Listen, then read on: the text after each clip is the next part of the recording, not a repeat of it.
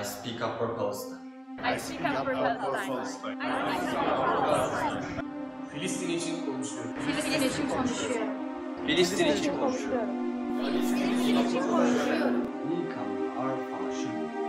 Wohl Palästina Fasching. Wohl Palästina Fasching. Sprich für die Freiheit. Ich spreche für Palästina. Ich spreche für Palästina. Я говорю от имени Ювентуды.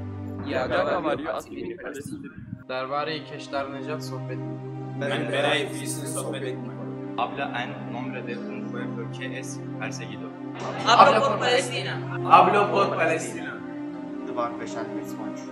أتحدث من أجل الإنسانية. أتحدث من أجل فلسطين.